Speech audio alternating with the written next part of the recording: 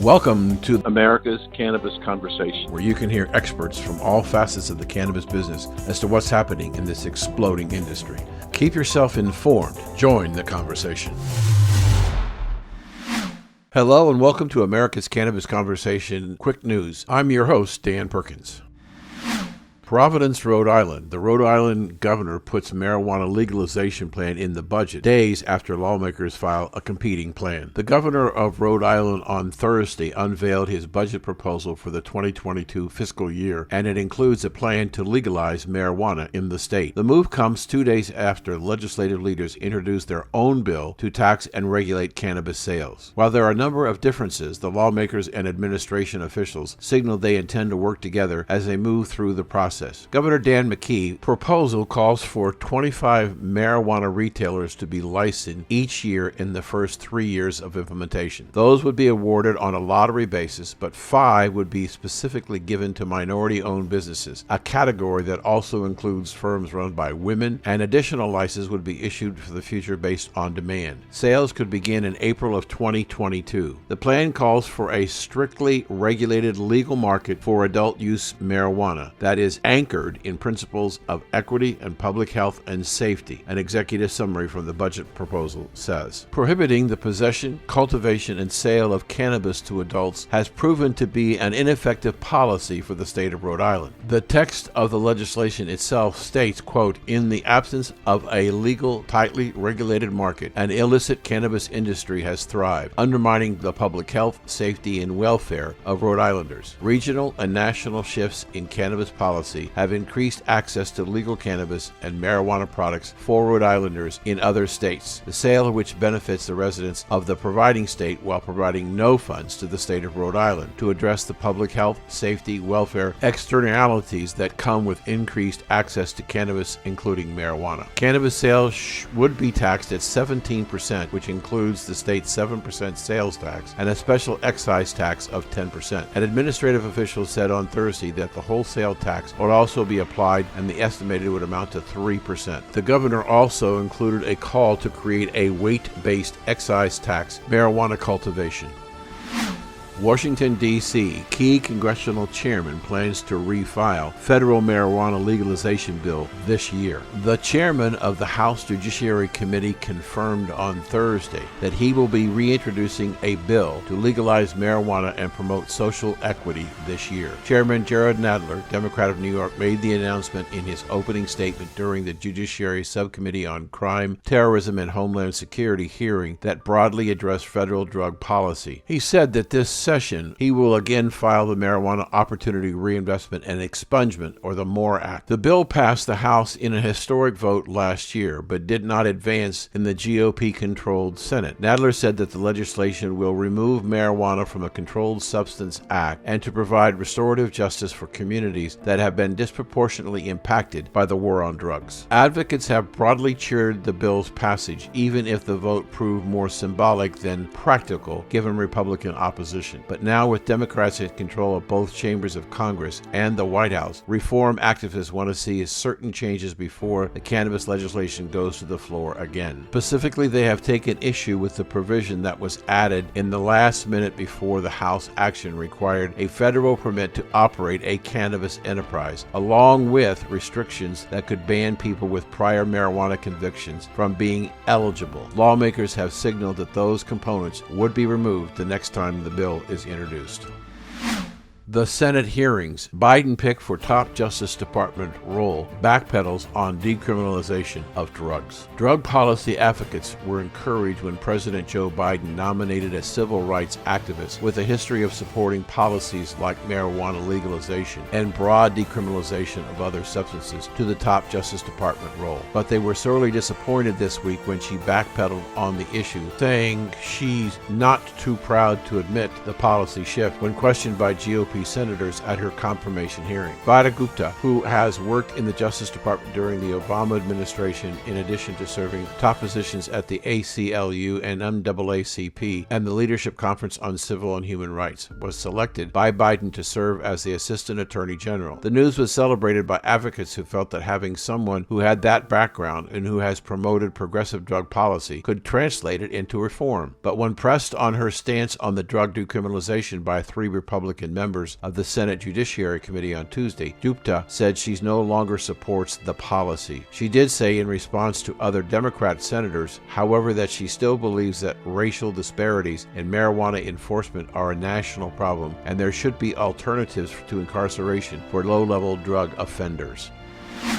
And now for something new, some quick shots. Agricultural Secretary Tom Vilsack has signed off on the final U.S. Department of Agriculture hemp rules despite concerns stakeholders have raised about certain provisions amid a review conducted during the presidential transition. Government Accountability Office rejected a complaint by Representative Andy Harris of Maryland by ruling that Washington, D.C.'s officials can take a step to prepare to legalize marijuana sales while congressional ban remains on the books. Representative Bob Good of Virginia sent a letter urging Virginia Governor Ralph Northam to veto his own bill to legalize marijuana, calling it a gateway drug and saying it would undermine the rule of law and expose more children to drug use at young and impressionable ages. Connecticut Governor Ned Lamont said his marijuana legalization bill has about a 60-40 chance of passing this year. He also said it wouldn't be the end of the world to amend to let people grow their own cannabis. And finally, New York Governor Andrew Cuomo,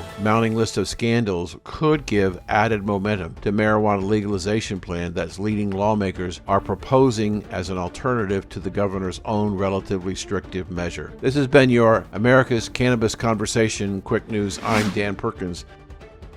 Starting off today is Dr. Cass Ingram, who is a student of the history of cannabis and cannabis extract.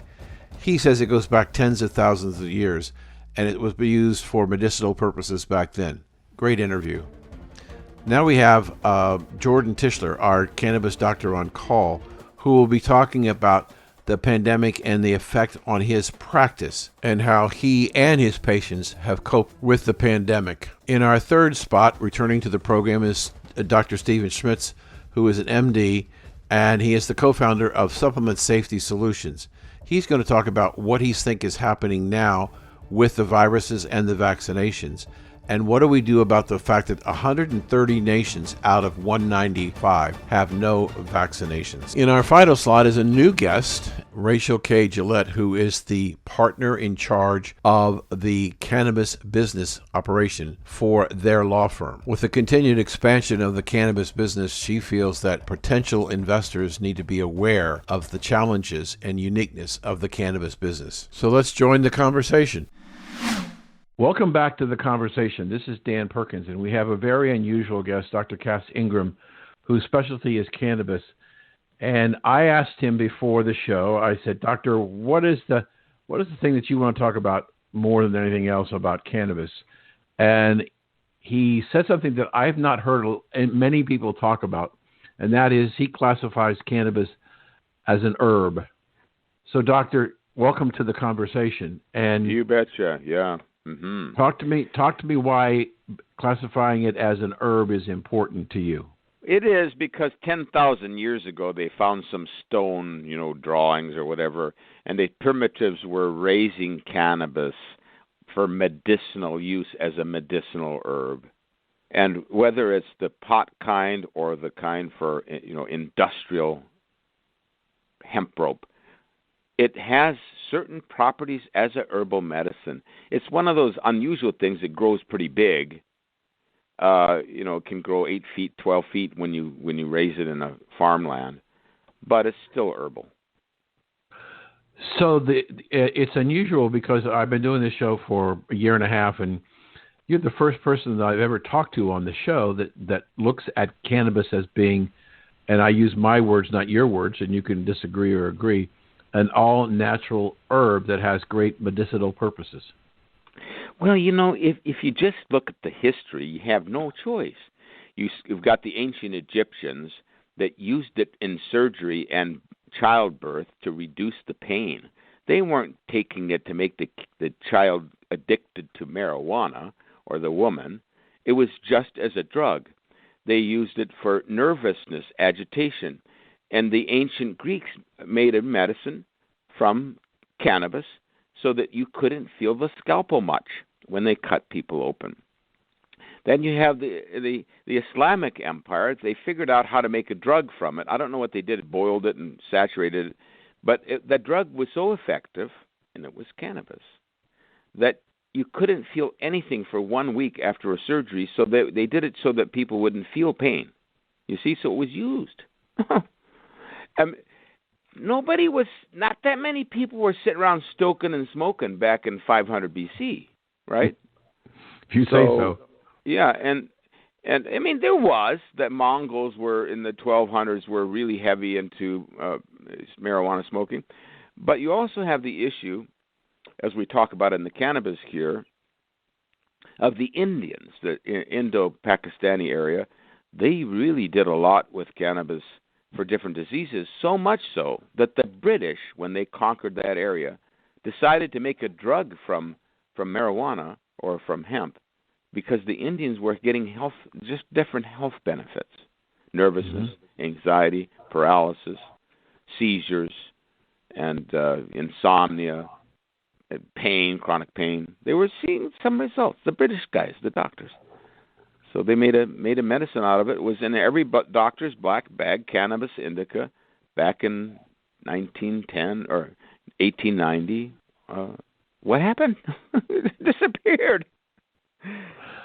But Doctor, you seem to be describing many of the problems that we as human health problems that we as human beings are suffering today, that was being treated using cannabis to treat 500 years ago or thousands of years ago, and we're still have the same product, cannabis, dealing with a lot of the same issues, just millions and millions or billions of more people. So did it drop off the face of the earth as a treatment? What happened? There were two problems. One was that the cannabis that the Indians used, or the primitives, was raw. Believe it or not, that's interesting. Mostly they would collect the resin, sometimes running naked or with leather suits in India, to run through the fields, and the sticky stuff would stick, and then they would scrape it off with a knife and make a ball. They sell that ball in the market. Okay, fine. But then now you've got American technology or British technology. Oh, we've got to make a standardized drug. So they started screwing around, making a prolonged ethanolic extract, and they kind of ruined it to such a degree that it didn't work very good in the doctor's black bag. But they still used it, and they still talked about it. They liked their morphine a little better. The problem was that somebody decided that hemp was competitive to the nylon industry, to the cotton industry, the paper industry, and somebody that had a little money decided to do some propaganda, and they belittled it so much that they created federal laws. Oh my God, we lost it for... I never smoked pot in my life, man, but I like using this for its herbal properties. And we lost it for 100 years. Now it's coming back. But we had a situation up until the time the country decided that it was going to prohibit the legal sale of alcohol, that alcohol and cannabis were legal in the United States. When Prohibition came in... They were. I mean, again, in the 1930s, most of the use was as these drops, this cannabis indica that was in the doctor's bag.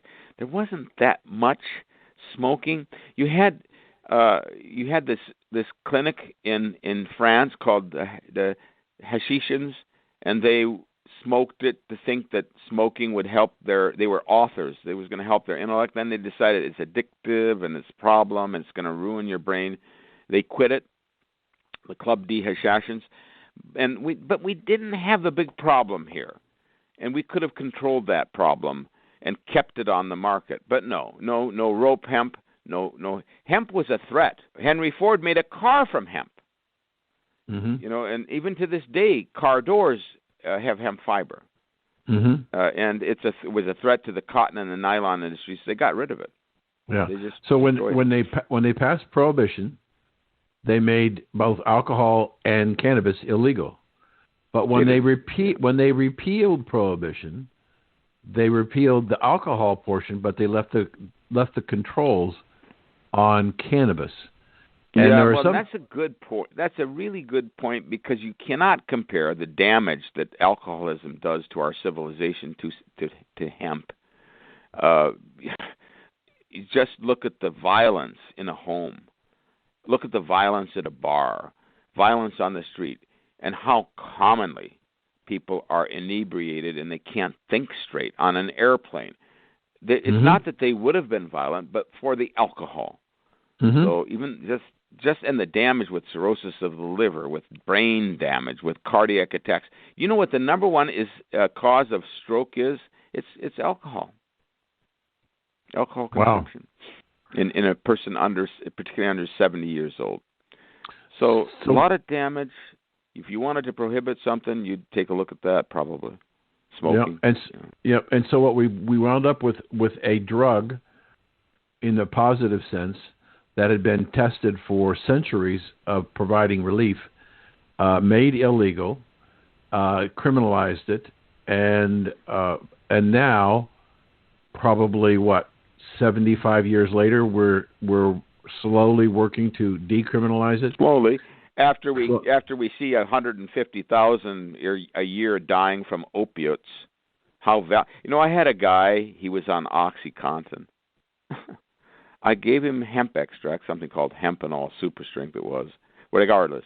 I gave it to him. I said, take 4 capsules 3 times a day. You're on the OxyContin.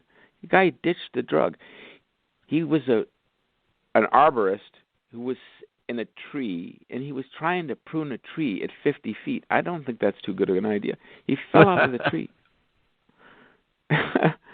But he's still free of the drug. It was that good. You see, hemp is also an anti-addictive. You can use it in the form we have now, CBD, and then the full spectrum types. You can use it for addiction, even marijuana addiction. It's good. Alcoholism, heroin. Yeah, we have about a minute left in this segment, but I have a foundation that my wife and I started called Songs and Stories for Soldiers, and we deal with soldiers suffering from traumatic brain injury, PTSD, sleep deprivation, and suicide prevention. And in the PTSD, we found that cannabis and CBD both can aid in getting the soldier to REM level sleep, where the healing can take place. Isn't that the truth? Isn't that? I'll tell you why when we come back. It has to help them. Right. Whether they smoke it or whether I prefer the oral extract, but Okay. So, Doctor, tell our audience how they can follow what you're doing and how they can reach you to find out more about who you are. I have a kind of a non-commercial website called CAZingram.com. You can get the books there, but CAZingram.com, and there's some articles on hemp there. And so go ahead to CAZingram.com and see what you can find. And podcasts are there too. And that's CASS Ingram? Yep. CAZingram.com. Right. Well, thank you for joining us today, and it's always a pleasure. And we look forward to having you on again real soon. It's time for you to make a decision about your health care. It's time for you to make a decision on how you're going to protect yourself against viruses. Isn't it time to make sure you have the strongest immune system you possibly can? Isn't it time to make a decision to buy CV Sciences CV Acute and CV Defense to help you build the strongest antiviral immune system you can? It's time for you to go to empoweryourself.info and purchase CV Acute and CV Defense and take charge of your health care. You're listening to America's Cannabis Conversation on W420RadioNetwork.com.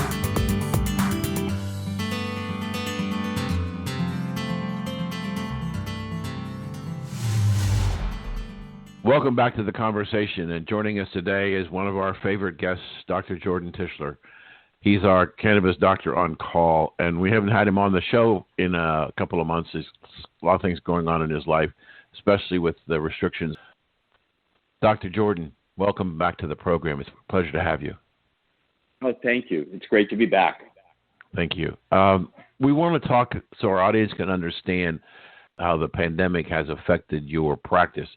We talked some time ago how you have gone strictly to telemedicine, but there are some issues that are coming to the forefront as we perhaps look like we might be coming close to some resolution to what's going on in terms of the pandemic. So tell us about how you are concerned about how your business could change perhaps in the near future. Yeah, well, as you and I were chatting about a moment ago, having gone to the telemedicine has turned out to be an incredibly positive thing. As I think we talked about in a previous episode, I was not at all convinced that telemedicine was going to be a good thing, that while we had the offices and were doing mostly in person, I really felt that was super important. And I had been doing some telemedicine kind of on the side, with patients who had particular problems. And I thought, it's okay, but it's not great. And then along came the pandemic, and that really forced us to shift to 100% telemedicine. And obviously that was an adjustment for me. It was an adjustment for my patients. But I think on balance, it's been a very positive thing. We've been able to see more patients over a wider geography.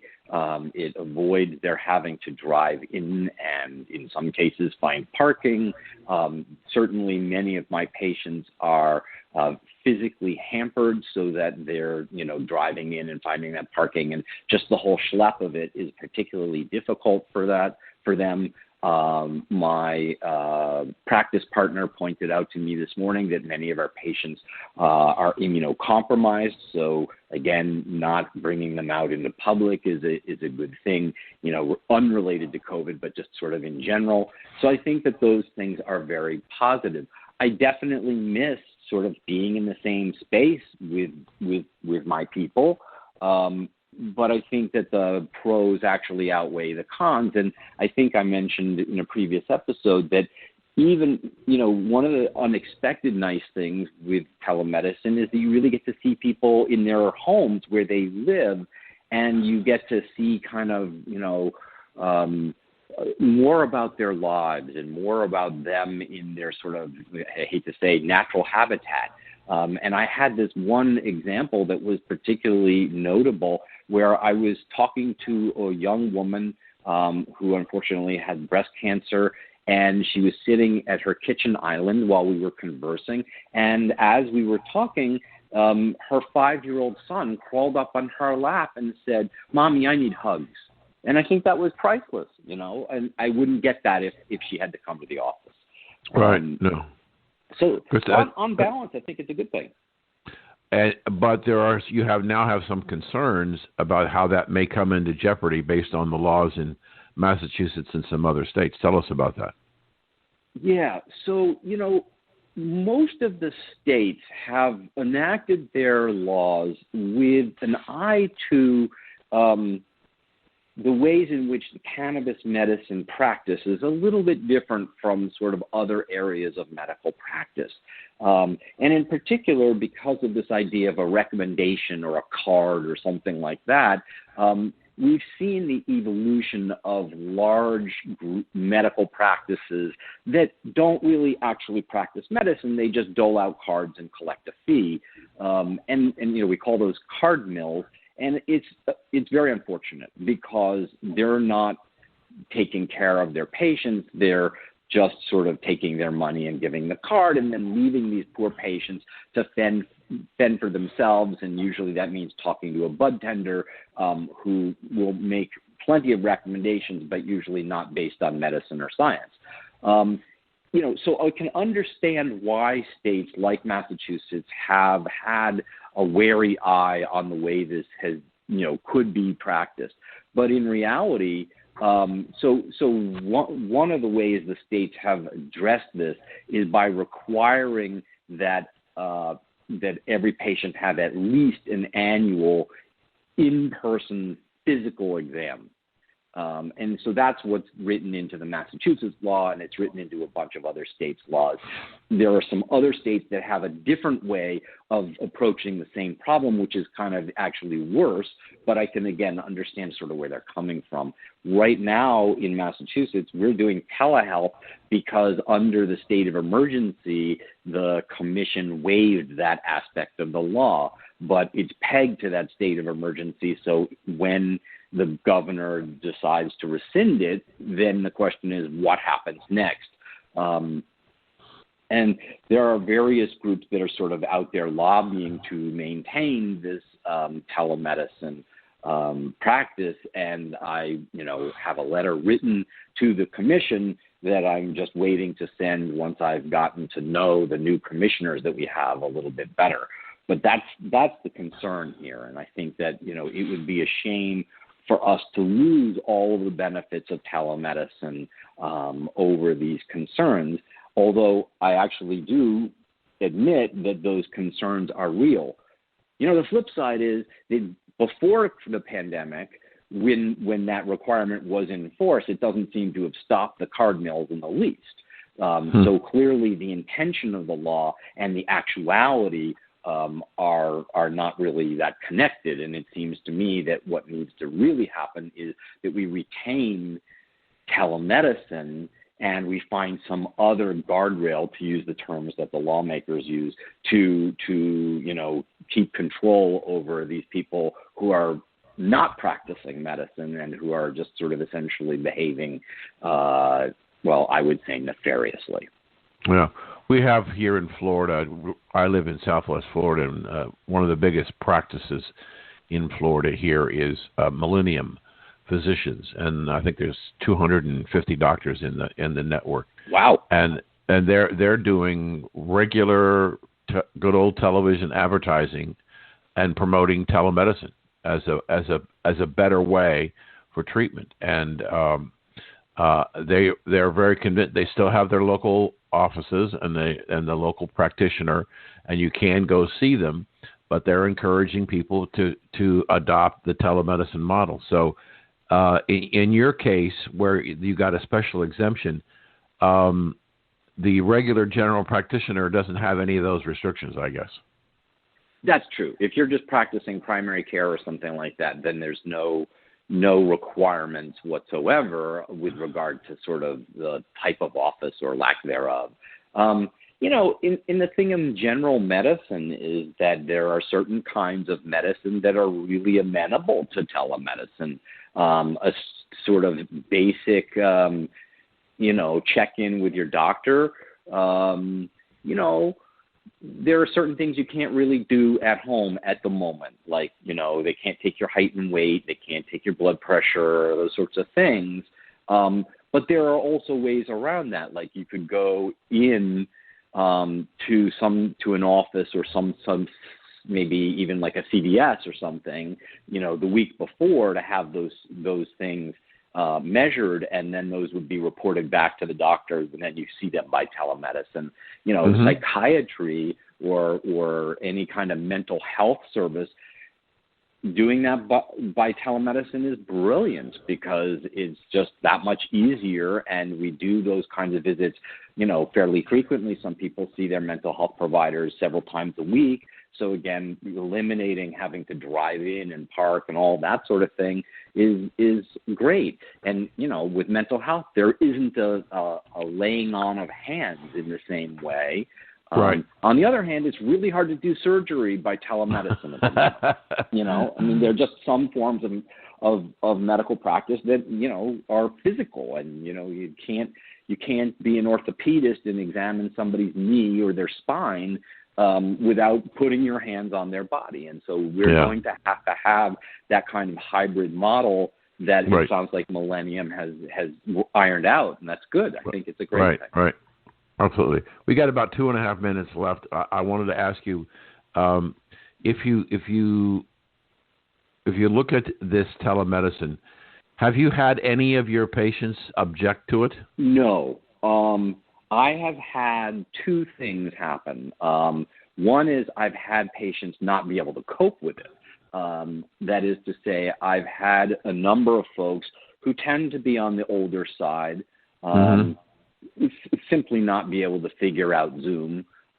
We use another telemedicine platform in that case because it's web-based rather than an application-based, and some of them can't even figure that out. And in those cases, I end up using a good old telephone call, and that's a little weird because you can't read body language, you can't read facial expression. So it just becomes that much more divorced from sort of that kind of communication. But in a small minority of cases where this comes up, it is, what we can do. And so we do it. That's been one case. And then the other thing is that I've heard reports from my staff that a few patients have, now that we're kind of hopefully seeing the light at the end of this pandemic, a few people have said things like, "Oh, you gave up the offices? That's too bad. I really was looking forward to seeing you back in person."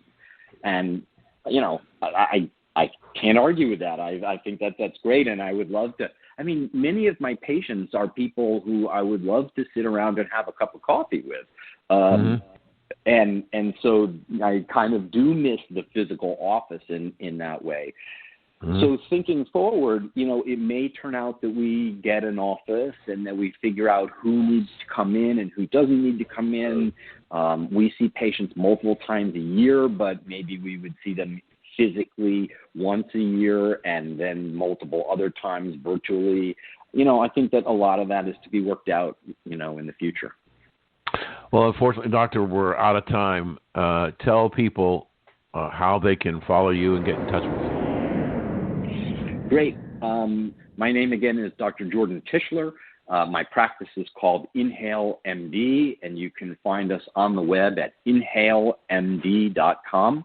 I welcome you to come to the website. There are whole bunches of blog articles that lay out a lot of good information for patients or potential patients about cannabis and what it can treat. And you can reach me through the website anytime you want, and that comes directly to us. So again, inhalemd.com. Jordan, thank you for joining us today.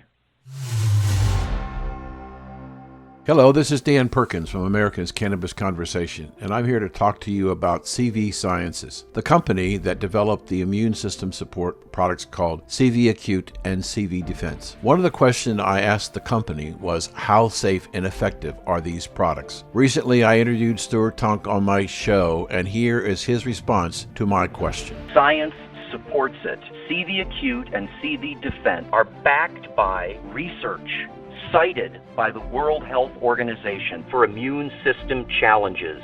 It's safely used in hospitals. That's right, CV Acute is safely used in hospitals in Europe and in China. If you want a productive immune system, you need to purchase both CV Defense and CV Acute. You can find out more information about both of these products at empoweryourself.info. Empower yourself and take charge of your response to COVID-19. You have the power to control yours and your family's health care.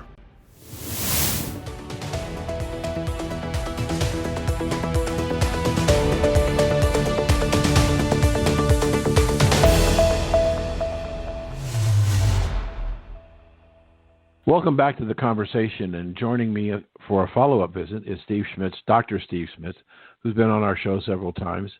And I invited him back to talk about what he's expecting to see happen when we talked in our last show about 130 nations at the moment have no vaccine, have not put a shot in the arm. And what can we expect in the next 6 months or 8 months to the end of the year? And are there likely to be any surprises of strains that might test the vaccines we have? And if so, what can we do? So that's a big, huge softball there for you, Steve. Dan, those are some profound questions that you're asking, but I'm happy to take a stab at them. Okay. So what do I expect in the next 6 months? I expect that we are going to continue to experience a lot of people getting the vaccine. And so in our country, I think we're going to see a faster than originally expected herd immunity. And that's the great news for us. But when you mention the 130 countries that don't have any vaccines, that gives, as you're suggesting, that gives the opportunity to develop these mutations that may or may not be covered by vaccines. Mm-hmm. And I think we still don't know. We can speculate that they'll be covered because a lot of them are related to the spike protein, but we honestly don't know. Some of them probably will not be covered by the current vaccines. And while the vaccine companies can fast-track the development of something that would, you'd have to really have a dominant mutation to make it worth the while to do that. And so I think what we're going to see, and I think you are, I just want to applaud you for focusing on COVID for your listeners, because this is the preeminent disease right now. It's not cancer, it's not heart disease, it's COVID. So I really applaud you doing that and trying to give your listeners resources as to what to do. But you read about this more than me, Dan, but you've probably read that some people are suggesting this is going to be, COVID is going to be endemic, right? Not a pandemic, it's going to be endemic, meaning it's just with us for the foreseeable future. Now, if you're all vaccinated, then that's great, but it's going to be around. It's just not going to disappear at the summer, and it's not going to disappear when people get vaccinated. The vaccination is one really strong treatment to prevent them from getting the symptoms, but the virus is going to be around. Well, the issue that you brought up, which I would like to focus a little bit of time on, is the concern about what's going to happen, which I think is what I wanted to talk about today, and you're doing that. Sure. But let me just say on that subject matter about what's going to happen. Okay. One of the things we don't know about this vaccine is how long it's going to be good for. Yes.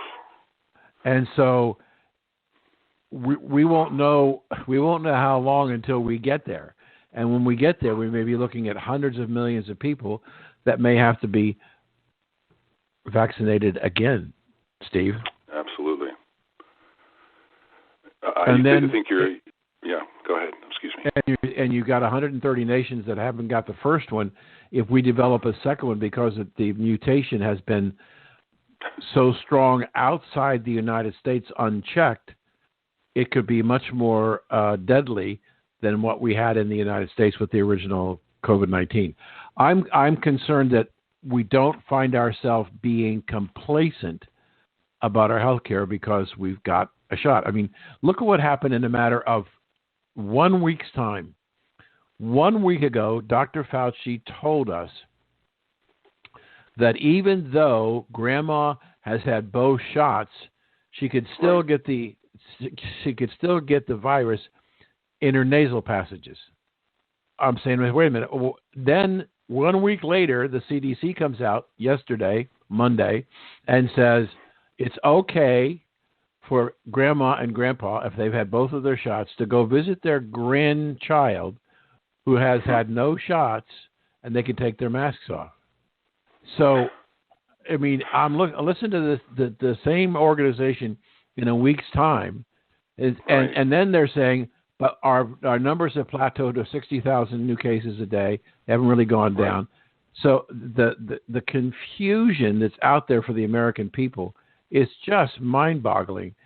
That our public health people have flip-flopped so many different times. I don't see a lot of confidence. I mean, you said that there more and more people are getting the vaccine, and that's probably true, but maybe less are comfortable about getting it because they have no idea that the medical professionals have any idea what the hell is going to happen to them. Right. You know, I think that this underscores, Dan, that there's a lot that's not known about this virus.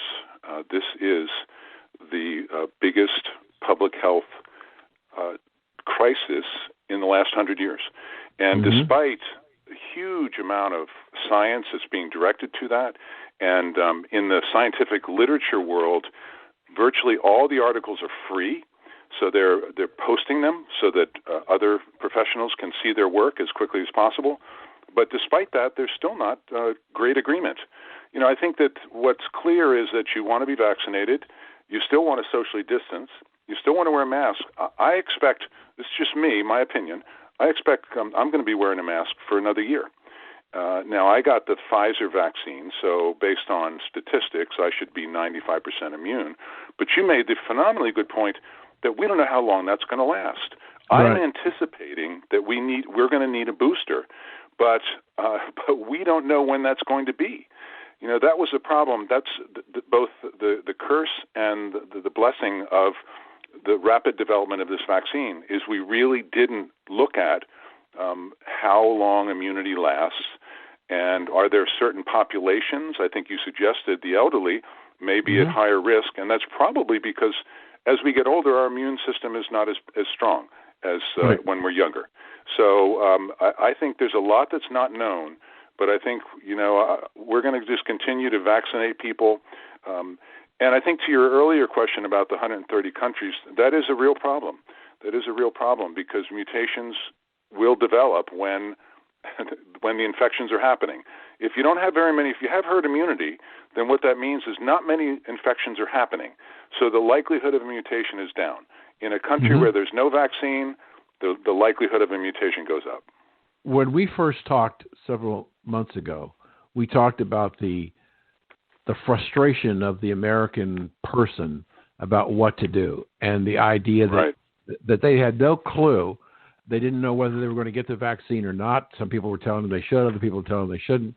And so the exhaustion of this whole year-long episode and continuing left people confused, uncertain what to do. Is there anything that they can do that they can take care of themselves, empower themselves, if you would, while this thing is sorting out? Yeah, thanks for asking. I think as we've talked in previous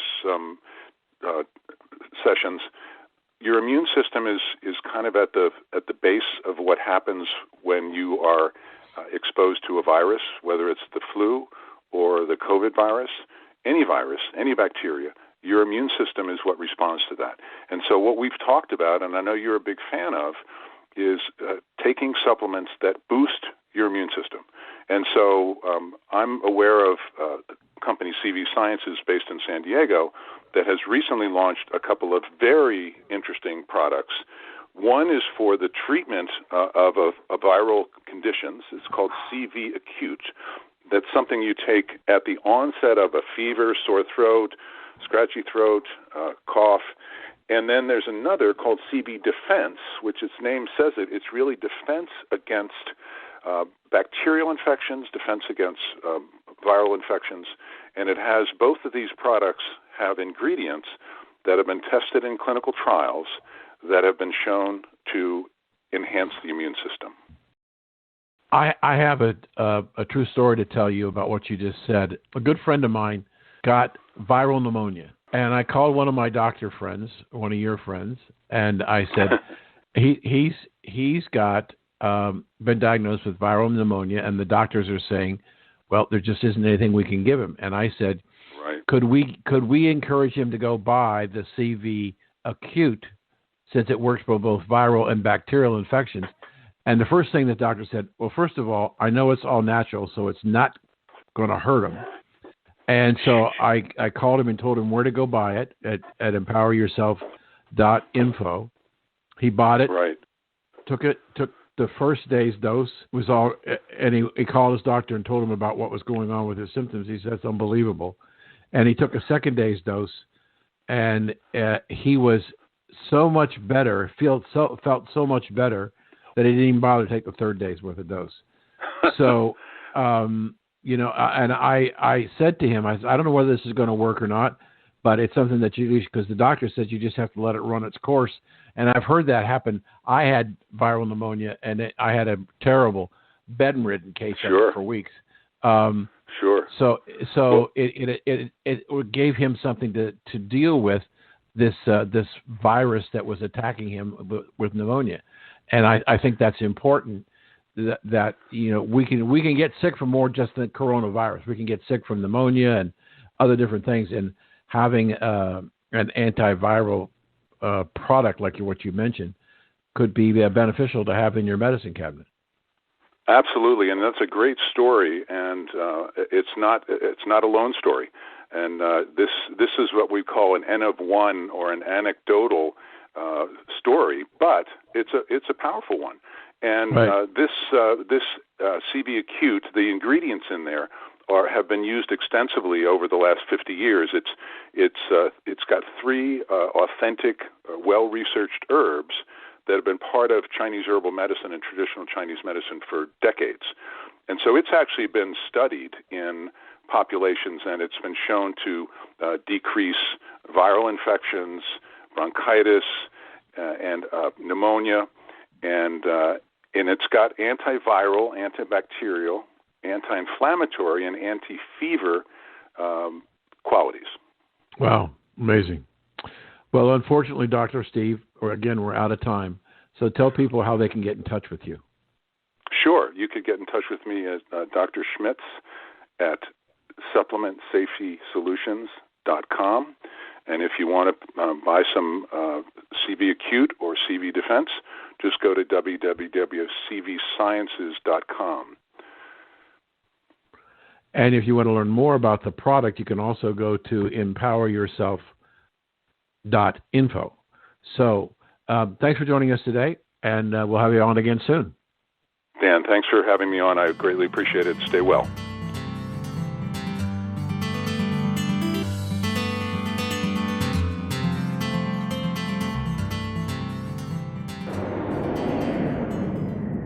Hello and welcome. This is the next installment of What's in the Bottle, sponsored by CV Sciences. We think it's important for you to know what's in the bottle, and so this week we're going to talk about zinc. Zinc is needed for proper growth and maintenance of the human body. It is found in several systems and biological reactions. It is needed for immune function, wound healing, blood clotting, thyroid function, and much more. Meats, seafood, dairy products, nuts, beans, and whole grains offer relatively high levels of zinc. Zinc deficiency is not uncommon worldwide, but it is rare in U.S. Symptoms include slow growth, low insulin levels, loss of appetite, irritability, hair loss, rough and dry skin, and many, many more. Zinc might also have effects against viruses. It appears to lessen the symptoms of the rhinovirus common cold, but researchers yet can't explain why it works. If you want to help support your immune system to fight off viruses, then zinc is one of the important elements you need, and that's why it's in CV Defense. To learn more about a strong immune system, go to empoweryourself.info. This is Dan Perkins.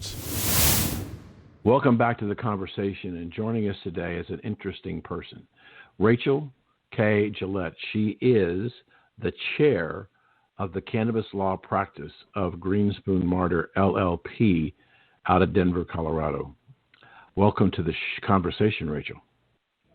Happy to be here. Thank you. Thank you. I wanted Rachel on because I read an interview that she had on another periodical, and she's talking about why cannabis people need lawyers. And when we talked before she decided she would come on the show, we were talking about with all that's going on in all the states in terms of expanding both medical and recreational, what's going on in Congress. I think there's going to be a lot of people who are going to want to get into this business, but they don't really know why they need a lawyer who's a specialist in cannabis. And that's why I invited Rachel on to come and talk to us about her practice, but also some of the challenges of becoming a startup in the cannabis space. There's your first question. What are some of the challenges in startup in the cannabis space? Well, cannabis is actually quite unique, and it's not like any other business industry because we face these incredible challenges that it happens to be federally illegal, but also legal under certain state laws. And then you have states that have very different regulatory environments. And so it's really difficult to navigate through the licensing process at both the state and the local level. And you do need somebody that has some level of expertise in that. And just, normal sort of everyday lawyerly contracts, et cetera, are going to be a little bit challenging for the everyday practitioner in cannabis because cannabis has this regulatory overlay in everything that a lawyer is going to be doing on behalf of a startup company. And so just your transactional documents are going to have a regulatory component to it. You have to understand the environment that the businesses are operating in. You have to understand the timing of licensing, for example, and how long it's going to take to approve a license at both the state and the local level, whether you even can apply for a license in a particular jurisdiction. All of those things are some of the challenges that these startups or entrepreneurs are going to face when they're looking to get into this space. The same thing happens in the hemp space too, by the way, because there's also some unique challenges for hemp products, particularly consumable goods, consumable products, meaning products you can eat. And so there's challenges at the federal level there. We have very new laws at the federal level. We have new regulations that are being drafted and implemented at the federal level. And then you have a patchwork of state laws. It's the same in hemp as it is in cannabis. And that presents a lot of challenges for your average startup company. So if we look back a little bit in time, and we saw, I believe it was 2018 when the Farm Bill basically decriminalized hemp. Is that about the right time frame? Yeah, well, there was sort of the start in 2014, and then there was 2018, which actually completely removed hemp from the list of controlled substances. What happens if we decriminalize this cannabis at a federal level and take it off the book as a controlled substance, and now we have all of these states that have all of these differing regulations? What kind of a challenge is that going to create for people who will now have the opportunity to possibly sell product on an interstate basis and intrastate basis that they can't do today? What kind of challenges are going to happen there? Well, these are the questions that are being debated right now with our legislators at the federal level. The question is, what should the federal regulatory framework look like? You have a number of states. You have well over 30 states, probably over 40, I want to say, that have some sort of medical marijuana program that they've established and implemented. You have a number of states, I think I lose count all the time because there's always states that are passing adult use cannabis, but I think it's around 15 or 16 plus the District of Columbia adult use states. And they all have spent a lot of time and energy trying to develop sort of the regulatory environment that works for that particular state. And then you have the federal government coming in and saying, okay, it's not just a matter of decriminalization. In fact, it might be easier if it was, where the federal government just said, okay, states, go do what you have to do. We're just going to get out of the way, and we're just going to remove marijuana from the list of controlled substances. That would be like a very easy answer, but look, we're talking about the federal government here. That's not going to happen. There is going to be some kind of federal regulatory framework, and the question is, how does that fit into state frameworks that have already been established? And we don't want to reinvent the wheel, right? Colorado now has regulated cannabis for coming on close to 11 years. It was July of 2010 that marijuana businesses had to start submitting their applications, and there was a state regulatory regime put in place. And there's a lot of work that's been put into that effort. And what we don't want to happen as an industry is for the federal government to create such a regulatory burden that states can't continue to operate and continue to go down the paths that they've already decided it works for them. And the states haven't gotten it perfect right out of the gate. I mean, this is something that evolves over time as to what works and what doesn't work. And I think there's still states that are sort of in this experimental stage and are trying to figure out what is the best path forward based on the states that have come before them. But I think you have to balance these interests, right, at the federal level. We want to think about public safety. We want to think about social equity. We want to think about righting the wrongs of, the failed policies of the drug war. We want to think of taxation. We want to balance all of these things. And, what does it look like? And those are the conversations that we have to continue to have as both an industry but also consumers. Continue to listen to all of the different stakeholders that maybe have a voice in this discussion. Terrific, thank you. I think that one of the areas that has the greatest concern for me is that the industry is going to change dramatically in two ways if we decriminalize cannabis at the federal level. One, I think the players are going to change. I think the General Foods, the Procter & Gamble, Amazon, the big players are going to come in and want to be in this business. And the big challenge for the states, the biggest challenge, is how do you regulate the interstate commerce? Because right now you can't ship it across the state border anywhere legally. And so how do you have 50 different or 51 different jurisdictions talking about how they're going to handle interstate commerce? I think that's going to be a huge nightmare, especially as multinational corporations come in and want to stake claims in the significant business opportunity of cannabis on a deregulated basis. I'm going to, bring it up one notch here and also just mention, what about international importation? That's another question that has to be dealt with too. If we decide to legalize cannabis at the federal level, is that going to allow for the importation of cannabis from other countries even? And these are the types of conversations we have to think about. And, I think the interstate commerce question is a good one, and we need to be definitely thinking about that. The question is, should we allow? I personally don't think we should allow the importation of cannabis for, recreational purposes.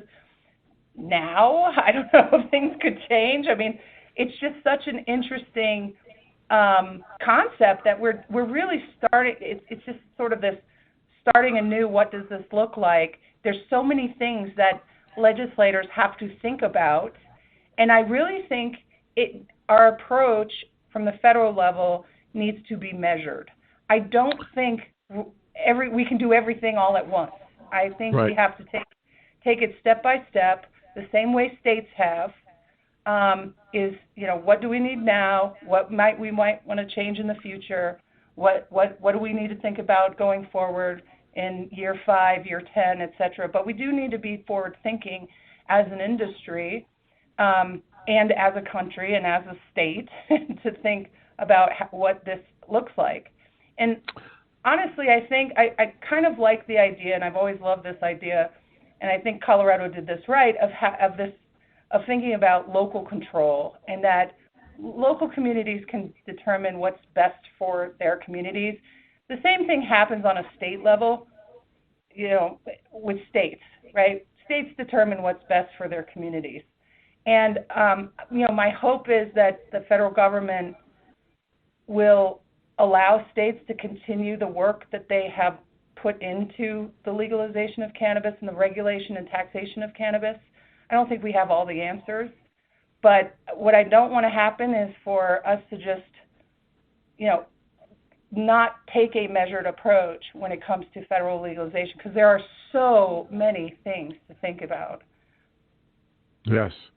Well, unfortunately, we're out of time. This just flew by, and I thank you for joining us. We've been speaking to Rachel K. Gillette of the I'm sorry, let me do that again. We've been speaking to Rachel K. Gillette of the Green Spoon Martyr Law Practice, and she's the chairman of the Cannabis Law Practice.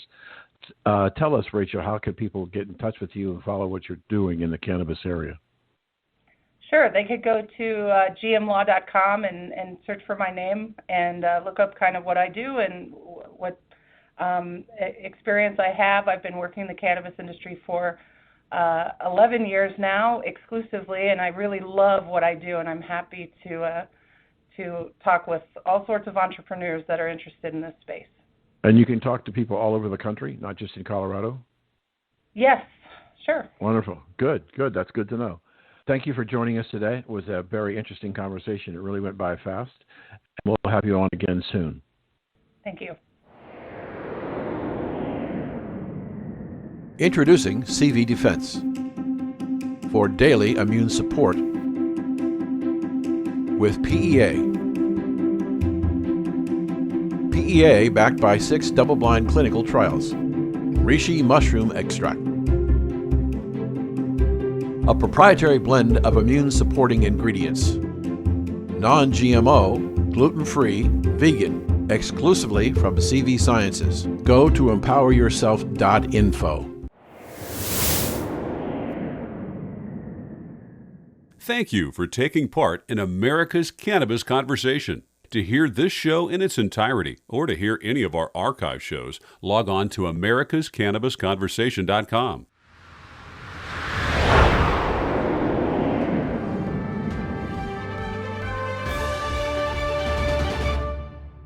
W420radionetwork.com